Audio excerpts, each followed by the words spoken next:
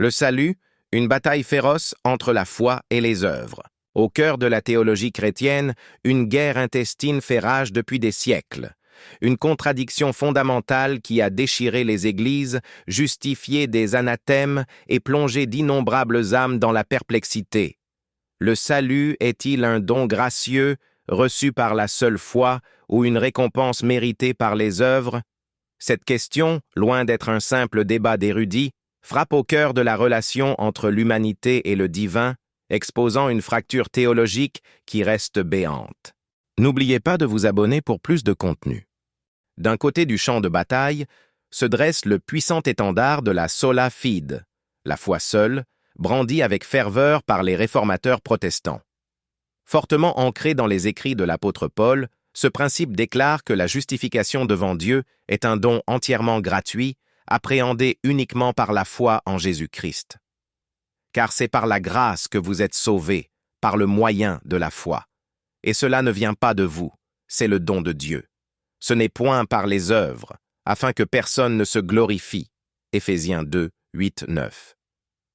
Pour les partisans de la foi seule, toute tentative d'ajouter des œuvres au salut est une insulte à la perfection du sacrifice du Christ, une arrogante prétention humaine à pouvoir mériter ce qui ne peut être que donné.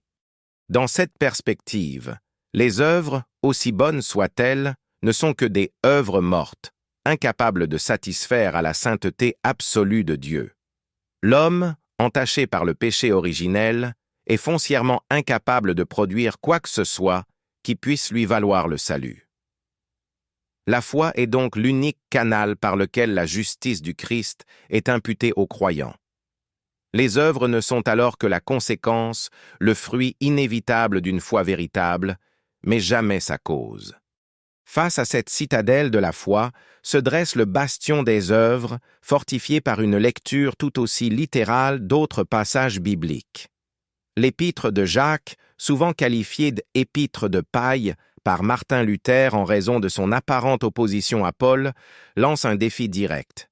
À quoi cela sert-il, mes frères, que quelqu'un dise qu'il a la foi, s'il n'a pas les œuvres, la foi peut-elle le sauver?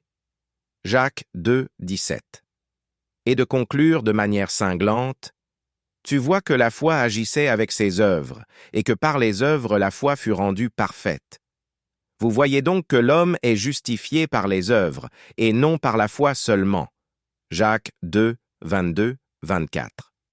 Pour les traditions qui mettent l'accent sur les œuvres, comme le catholicisme et l'orthodoxie, la foi n'est pas une simple adhésion intellectuelle, mais une confiance active qui se manifeste nécessairement par des actes de charité, des sacrements et l'obéissance aux commandements divins.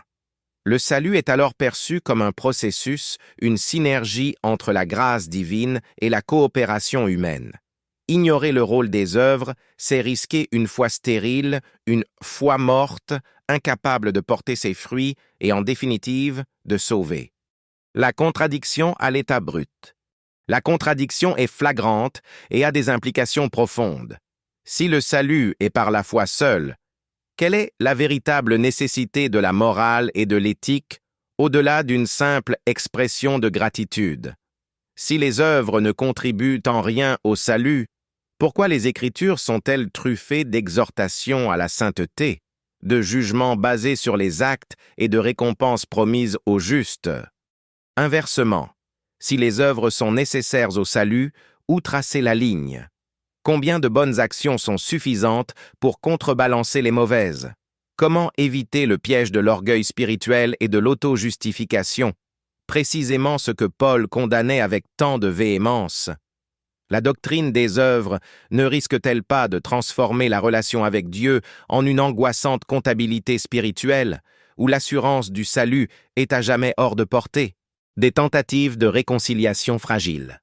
Face à ce schisme théologique, de nombreuses tentatives de réconciliation ont été proposées, souvent en jouant sur les définitions et les nuances. L'argument le plus courant est que Paul et Jacques ne parlent pas de la même chose. Paul s'opposerait aux œuvres de la loi, les rituels judaïques, comme moyen d'obtenir le salut, tandis que Jacques insisterait sur les œuvres de la foi, les actes de charité, comme preuve d'une foi authentique. Une autre approche consiste à voir la foi et les œuvres comme les deux faces d'une même médaille. Une foi véritable produirait inévitablement de bonnes œuvres, et des œuvres sans foi ne seraient que des actions vides de sens. Dans cette optique, il n'y a pas de salut par la foi et les œuvres, mais un salut par une foi qui œuvre. Cependant, ces tentatives de synthèse, bien que louables, peinent à masquer la tension fondamentale. La question demeure, l'œuvre est-elle une condition ou une conséquence? Est-elle une partie intégrante du processus de salut ou simplement sa manifestation extérieure? La réponse à cette question continue de diviser le christianisme. En définitive, le débat féroce entre le salut par la foi et le salut par les œuvres expose une incertitude au cœur même de la promesse chrétienne. Il révèle une tension irréductible entre la souveraineté de la grâce divine et la responsabilité morale de l'être humain.